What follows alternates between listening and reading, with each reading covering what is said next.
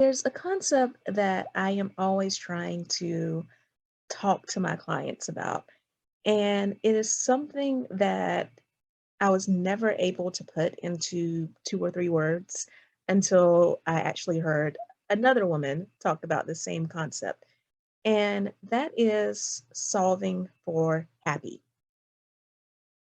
So, when I think about this idea of solving for happy, I think about the fact that at the time of this recording, it is January of 2022.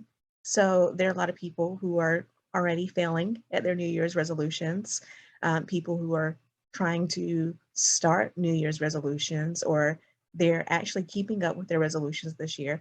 But it's all part of a process of finding that one thing. They're searching for this one thing that is going to solve all of their life problems. Maybe the one thing is making more money. They think that, they'll be happy once they get out of debt, or once they have a certain amount of savings up, or once they're able to take this vacation or buy this bag. Maybe the one thing that they're solving is being in a happy and healthy relationship. And they think that once they find that perfect guy, that he's going to come in and make them happy. But either way, it's always this chase for the thing that is going to completely change their life. And, I get the idea behind this, but frankly, it's not realistic. There is no one thing that is going to change your life around. And also, I prefer this idea of solving for happy because when we solve for happy, we're not trying to create a perfect life. We're trying to create a peaceful life. And if you have a life that is peaceful, a life in which you feel fulfilled, then you will be happy and you will be able to navigate the troubles that will inevitably come. So, again, when I see oftentimes women in particular solving for or trying to find that one thing and not just solving for happy, I see a few mistakes. One of the biggest mistakes I see is in a community that has gotten very popular on social media, and that is the concept of hypergamy. And all of these coaches who have popped up lately who are feminine energy coaches, and they're constantly preaching about how feminine energy is the way to be happy and how leveling up is the way to live the life of your wildest fantasies.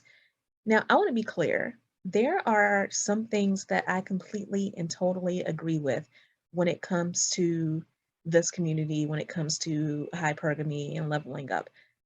I totally believe that you should always be working on yourself. I definitely believe that appearances matter and that you don't have to be a beauty queen, but there's a lot to be said for taking the extra time to put on nicer shoes, to make sure your clothes are ironed and, don't have holes and things in them. There's something to be said for taking the time to do your hair, things like that. I also believe that you should expect to be treated well. If you are in relationship with anybody, whether that is a family member, whether that is a friend, and yes, if that's a romantic partner, you should expect for people to be kind to you. You should expect people to put effort into the relationship. You should expect people to give, and you should be happy to receive because you're also giving and you're also putting energy into this relationship. So there are a lot of things that I agree with.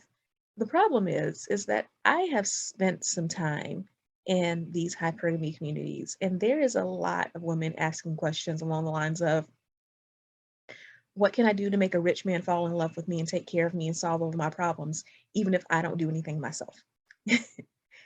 And one, you have to put in work if you want to be in a relationship with someone who puts in work. Just period. The work may be different.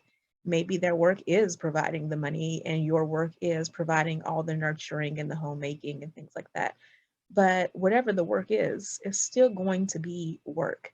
Second, you cannot expect someone to come into your life and make you happy. One person is not responsible for all your happiness and peace. That is a lot of pressure to put on one person.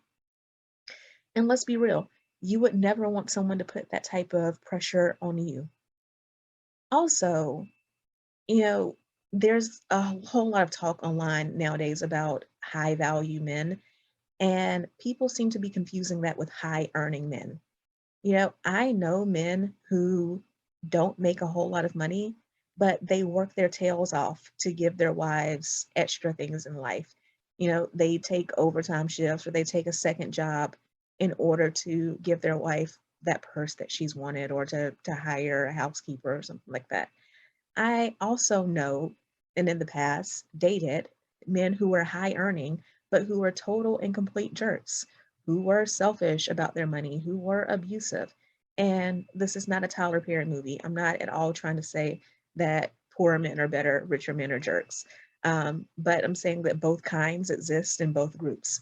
A high value man is a man of integrity, is a man who wants to provide and strives to provide, who understands that providing is not just a financial thing, it's also physical providing, making a woman feel safe. It is also emotional providing.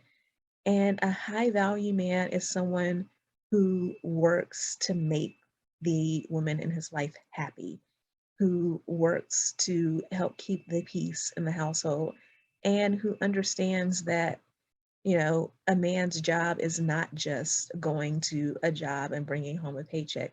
He understands that it's important for him to be an integral part of the day to day in the household as well. So if you have the attitude that marrying a wealthy man is going to solve all your problems, it most definitely will not, unless he has all the other qualities that also make him a high value man. And even then, people are humans. They can't be responsible for all of your happiness. So instead of this idea of thinking that the one thing, in this case, a partner, is going to make you happy, think about what it really means to solve for happy. Think about what truly matters in your life. If you say that peace is your priority above everything else, then that is going to color what it takes to solve for happy. So, solving for happy for you could be things like, for example, choosing not to live in a large city because you value peace in all aspects, including this quiet. So, you want to live in an area where there's not as much noise. Solving for happy could look for you, excuse me,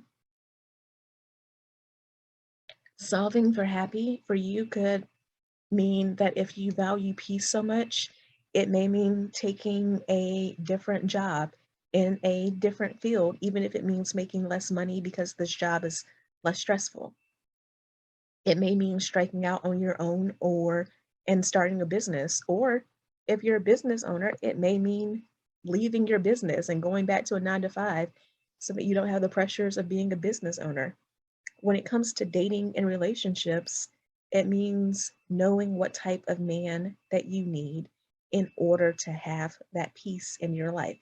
So for you, solving for happy could mean that you need someone who is very aggressive, someone who really makes you feel like you know where you stand, someone who makes you feel like they can protect you, and someone who is completely honest with you.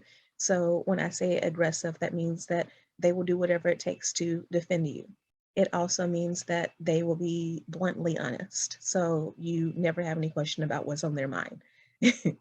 Um, for you, solving for happy in a relationship could mean that you need someone who is easily vulnerable, someone who is very emotionally intelligent, and someone that you can have good discussions with about your feelings and the things that you're going through, and someone who's a good listening ear and gives great advice. For you, solving for happy could mean someone who is, you are highly independent and you want someone who is also highly independent, so that the two of you, even though you have your times together, you also have a lot of things going on for yourselves and you never have to worry about if you decide you want to take a vacation or something that he's not going to freak out about it because he has things going for himself. So he has no problem with you going on and doing whatever.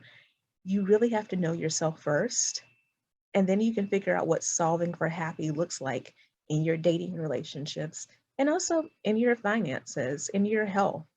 Um, one example I can give for you for the health thing is that I had an injury years ago that has led to me for the past 10 years or so having a limp when I walk. So this year I decided that solving for happy for me was getting rid of that and seeing a physical therapist finally to actually address that issue. For me, that is part of being happy because, yes, I want to be physically healthier, but also when I thought about solving for happy in my marriage, one of the things that I wanted to do was spend more time with my husband. And, they're the little everyday things like sometimes my leg hurting too much where we couldn't like walk as far distances and go as many places because I was hurting. But, I think about things that I would like to do with my husband, ways that I would like for us to spend time together. I would like to go hiking. I would like to do more outdoorsy activities. So, in order to do that, solving for happy in my marriage is us getting outside a little bit more and spending time together that way. And solving for that was seeing a physical therapist.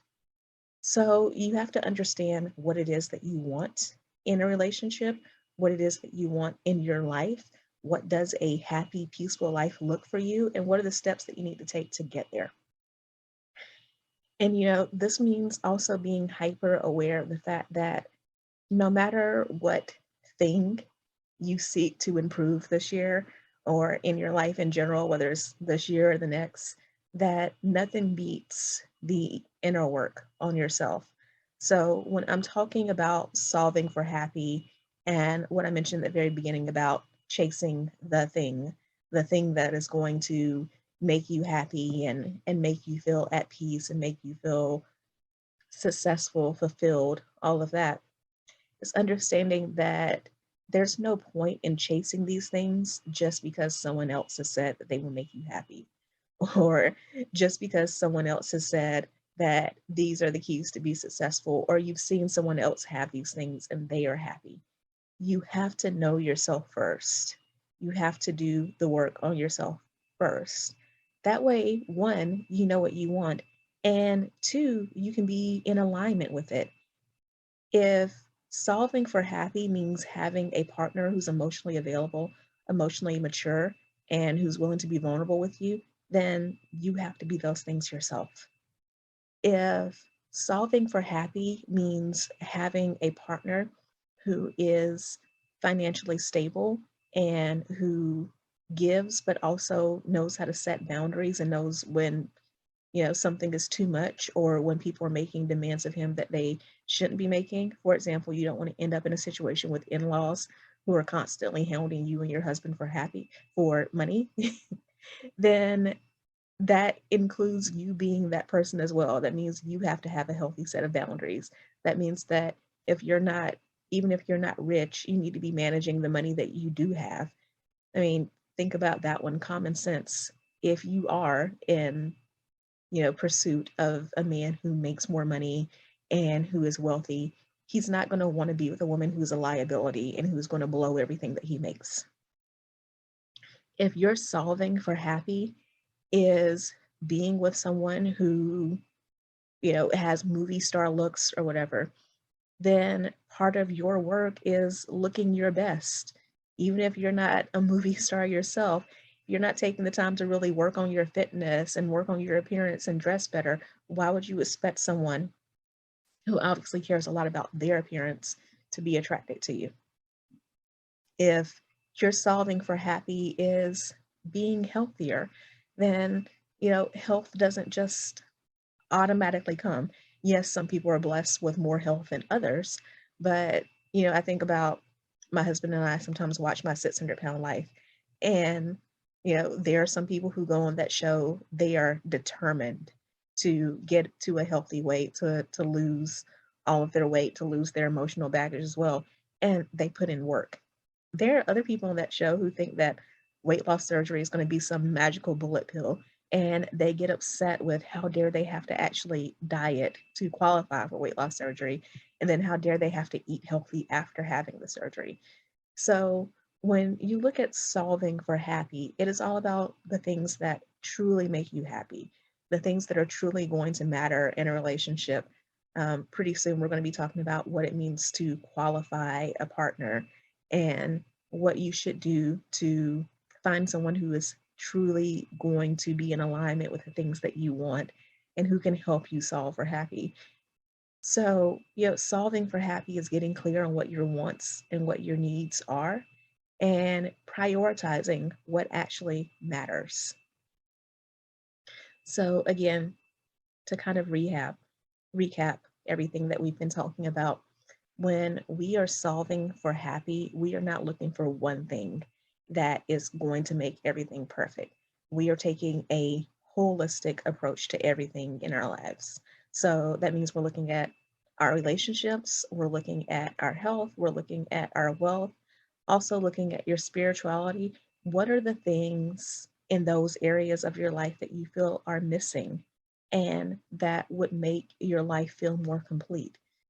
When we are solving for happy, we're also not looking for perfect. We're looking for the things that keep us peaceful, that cut down on the stress. When we're solving for happy, we are willing to, make hard choices. Sometimes that's cutting certain people or certain things out of our lives. Sometimes that is doing something that we know may be difficult, like my physical therapy and the fact that it's kind of a painful process, but I know that it's worth it in the end. When we are solving for happy, we prioritize the things that truly matter, especially in the people that we are adding into our lives. We prioritize what's really important in a relationship. And that's not whether or not he's 6 feet or taller, you know? And when we are solving for happy, we understand that inner work is required. That although we can add all of these things that are external into our lives and they can help us be more peaceful, they can help us be happier, all the work starts within ourselves first. And then from there, we move into a place that allows us to attract better things on the outside to begin with, but also to appreciate those things more when they come and to sustain and maintain those relationships and those habits that we are setting for ourselves.